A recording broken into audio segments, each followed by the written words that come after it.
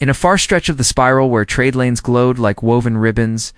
there lay a quiet border that no charting guild dared to cross, and every map shared. The same blank space that began where human space started and ended nowhere that any outsider could see, yet every pilot knew that the blank was not empty. It was a wall made of stories and fear and respect, and the galactic map stops at human space, and everyone knows better than to ask why long ago before the blank appeared. Stars had been open, and the guilds had sent scouts in sleek shells of light to every glowing point they could reach, and they had found worlds of crystal seas and cities, grown from living stone and minds that sang through radio waves. Yet among all of them the humans had seemed small and young and fragile, and so the old powers had looked at their scattered colonies and thought them easy to bend. A simple trader named Ryle had lived in those days, and he had carried grain and tools between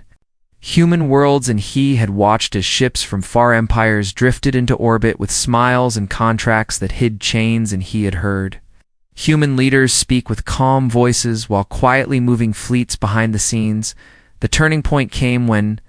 a fleet from a vast empire arrived above a green human world and demanded tribute and labor, and the humans answered not with fear but with silence, and the silence stretched for a long while until the stars themselves seemed to hold their breath.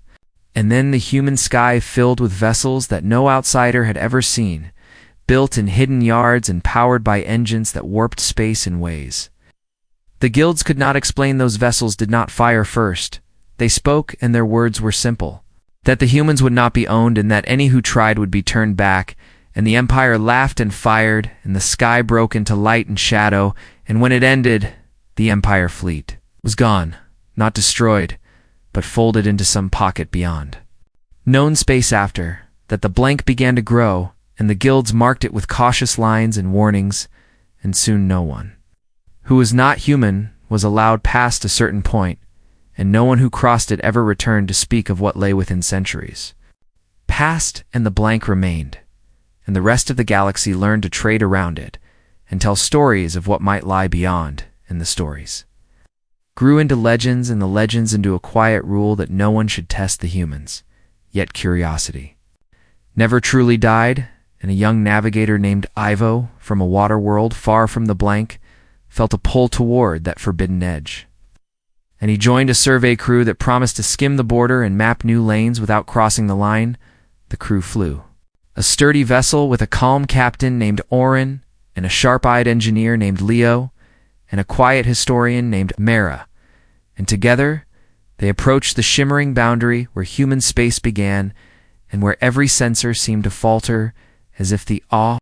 universe itself blurred its vision. As they drifted near the line, their instruments flickered and showed shapes that could not be measured, in shadows that did not match any known mass, and Ivo felt a chill that was not from cold, but from the sense that something immense was watching. Then a signal came clear and strong in a language all could understand, and it invited them to stop and wait, and the captain obeyed because even the boldest knew better than to ignore. A human Haley ship appeared,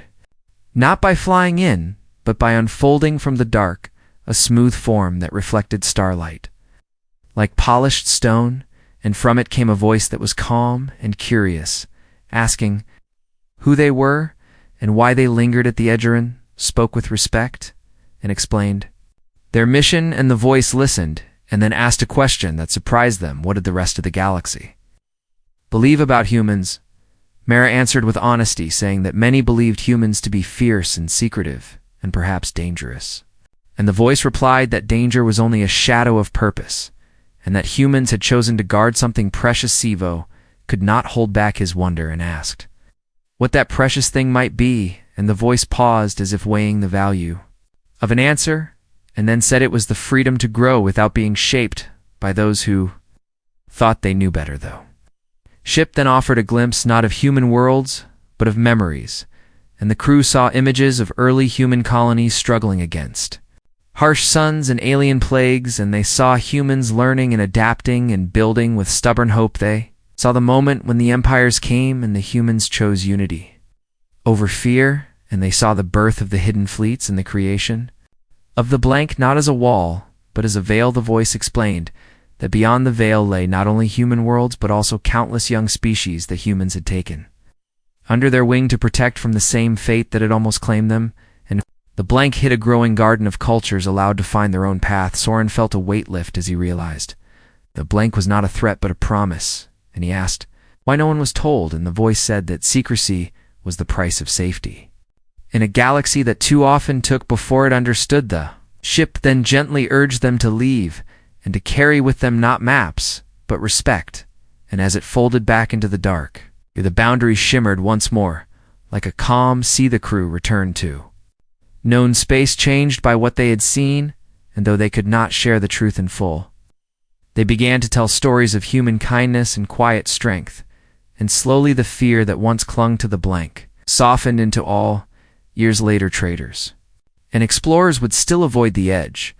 but when they spoke of humans, it was with a tone of wonder and gratitude, and the old legends of danger gave way to new tales of guardianship in distant ports.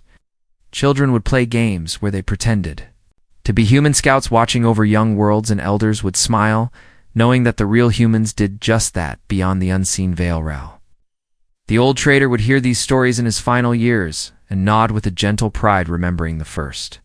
stand against the Empire and the courage that had begun at Alland. Somewhere within the blank, new stars would be charted by human hands, and by the hands of those they protected each world, a testament to the idea that strength could be used not to rule but to shelter. The galaxy would go on with its endless dance of light and life, and the blank on every map would remain a silent reminder that some mysteries were meant to guard hope rather than hide fear. So when a pilot traced the edge with a careful finger and felt the pull of curiosity, they would also feel the comfort of knowing that beyond that line, someone was watching out for the fragile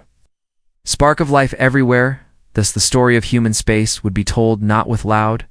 boasts but with quiet respect, and the blank would continue to speak without words of a people who chose to be more than conquerors and instead became caretakers of a vast and varied cosmos.